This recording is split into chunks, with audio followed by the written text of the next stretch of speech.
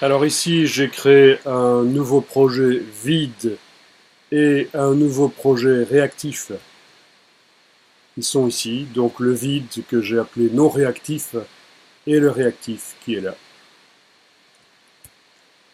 Il y a dans chacun de ces projets une première diapositive qui dit ça, une deuxième diapositive vide dans chacun des projets et une troisième diapositive qui dit ça dans chacun des projets.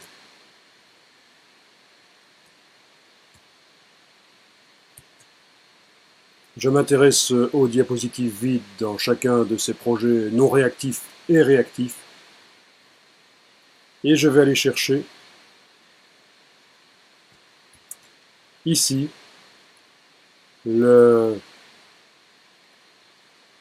l'interaction pendue. Je la copie après l'avoir sélectionnée. Je vais dans le projet ici, je la colle.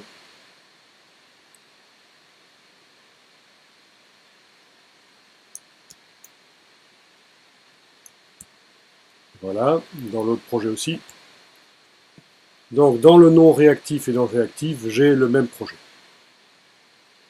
Alors je m'intéresse au projet réactif pour l'instant. Je vais jouer la chose.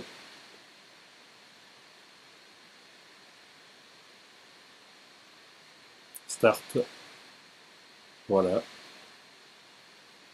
J'appuie sur les lettres et c'est faux. Et l'oiseau est de plus en plus dans une cage. J'ai un feedback qui apparaît pendant 3 secondes.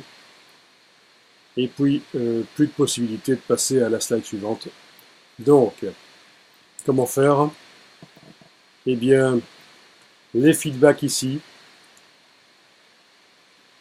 je vais déterminer leur durée. Et je vais par exemple indiquer qu'ils vont s'afficher pendant 240 secondes. Voilà, 240. Évidemment, je ne vais pas demander les laisser s'afficher pendant 240 secondes. Je vais demander maintenant interaction bouton. Voilà un bouton qui arrive, un bouton dont je vais retirer l'état rollover et l'état inactif. Je positionne le bouton là. Je vais dans son style indiquer qu'il va servir à passer à la suite.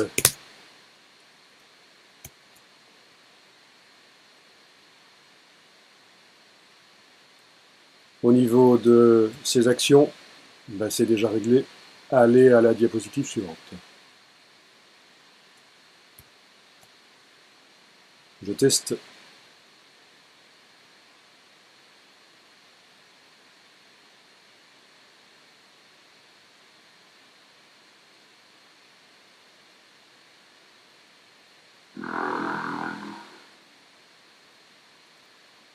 Le feedback reste apparent pendant plus de 3 secondes. Et quand j'ai lu le feedback, je passe à la suite. Et voilà, c'est la slide suivante. Alors, de retour dans Captivate ici. Le jeu du pendu ici a été mis dans le slide, dans le projet original. Le jeu du pendu a été mis en allant chercher interaction d'apprentissage. Parmi toutes les interactions qu'on a ici, il y en a plein qui ont le bandeau mis à jour. Ça veut dire qu'ils sont adaptés à un export HTML5 réactif. Et certains d'entre eux, notamment celui-là, le pendu ici, n'ont pas ce bandeau, comme vous voyez. Également, le puzzle n'ont pas le bandeau. Ça veut dire que c'est resté, en fait, de la technologie Flash, qui normalement ne peut pas s'exporter dans un projet réactif. Et en fait, c'est le cas, ça ne s'exporte pas dans un projet réactif. Ce qu'on voit là dans le navigateur, je reviens dans le navigateur, au moment où je suis ici, je demande aperçu. Donc ce qu'on voit, c'est une conversion du jeu Flash vers le HTML5. Et dans la conversion, il y a des choses qui sont perdues. Des fonctionnalités qui n'ont pas pu être converties du Flash vers le HTML5. De retour ici dans Captivate, si vous sélectionnez le widget qui n'est pas mis à jour pour le HTML5, vous allez ici dans Informations. Vous voyez qu'il s'agit d'ActionScript, ce n'est pas du HTML5, c'est donc du Flash. Ça se voit aussi quand on sélectionne.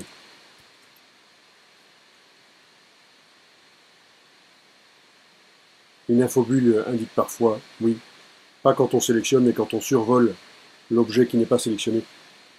On voit le nom du fichier, c'est du SWF, donc du Shockwave Flash, c'est du Flash, c'est de la vieille technologie qui n'est pas incorporable dans un projet réactif. Alors ici, je vais revenir dans le projet non réactif.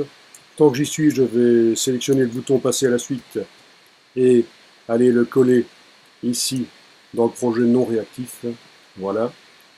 J'active avec la touche majuscule les feedbacks et j'indique dans leur durée qu'ils vont s'afficher pendant 240 secondes, comme j'avais fait pour le projet réactif, mais là je suis dans le projet non réactif. Et je vais tester pour voir ce qui se passe.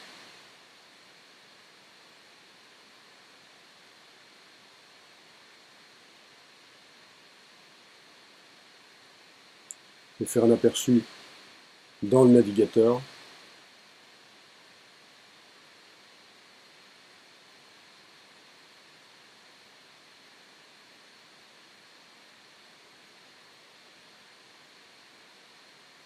Voilà. Alors la différence, c'est qu'il y a du son maintenant quand je clique chaque fois sur une lettre. Awesome! Oh no! They're really good. Give them another try. Try harder. Very good. Oh no! They're really good. No, I'll try again. Ok, le passer à la suite fonctionne aussi, pas de problème. Donc on avait perdu le son en utilisant un module Flash. Une conversion vers le HTML5 a été faite pour l'export vers un projet réactif tout à l'heure. Mais on a perdu des choses, notamment le son. Et dans le cas du non réactif, il peut contenir du Flash. Et donc on ne perd rien du tout du widget.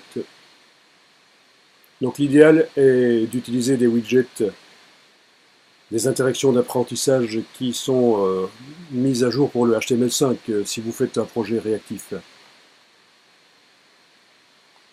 On peut également trouver sur le web des jeux en HTML5 qui peuvent être incorporés à Captivate.